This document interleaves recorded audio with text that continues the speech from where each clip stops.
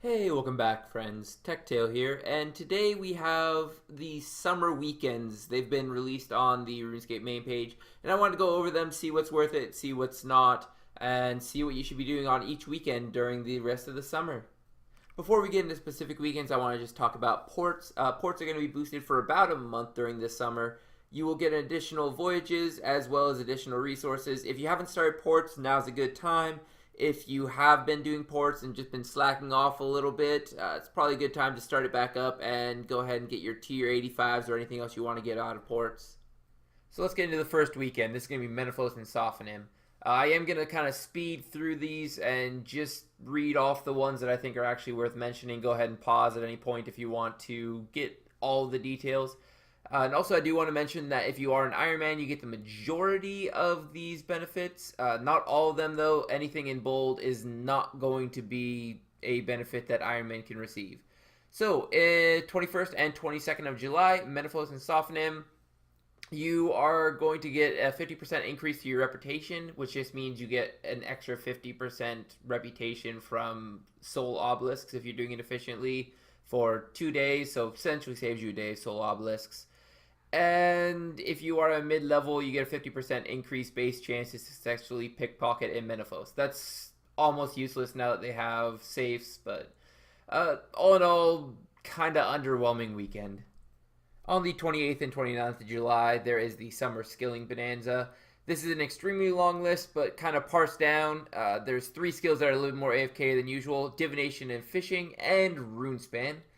Agility, you get a couple more pits. That means you can get the Nimble outfit a little bit faster than you usually would. Also, it will increase your Agility XP per hour very slightly, not a huge amount though.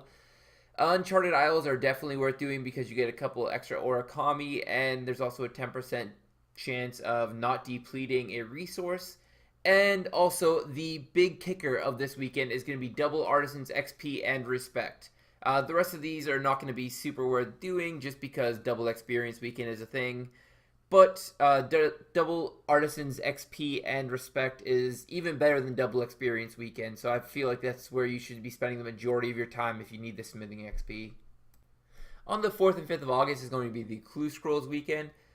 Basically, there's not a whole lot that actually benefits you from doing Clue Scrolls directly. You do get 1 free Clue Scroll per day and 1 free reroll, so slightly better to be doing it during this weekend. The big difference is going to be the summer gift boxes. You get some free VIP Slayer tickets, charms, tight springs, Silverhawk down, and a couple of other little things.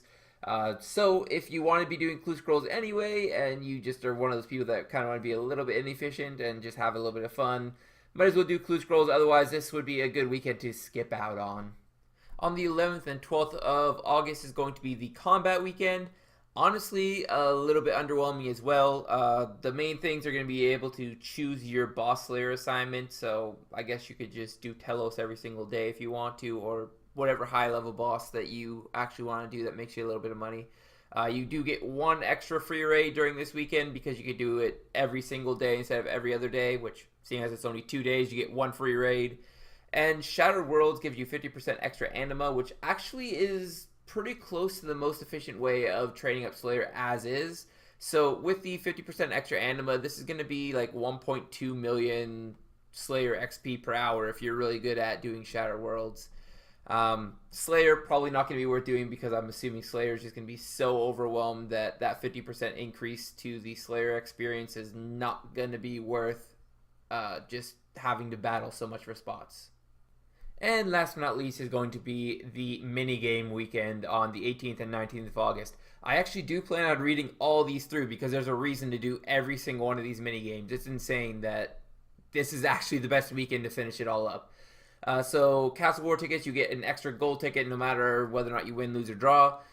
That is going to be good if you are going for the trim comp cape. 1 extra medal for fish flingers per game. That is, again, good if you're going for trim comp cape.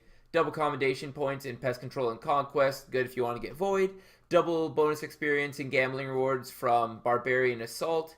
That's going to be good if you are training any of the 3 skills. I think it's agility, fire making, and wood cutting if I recall.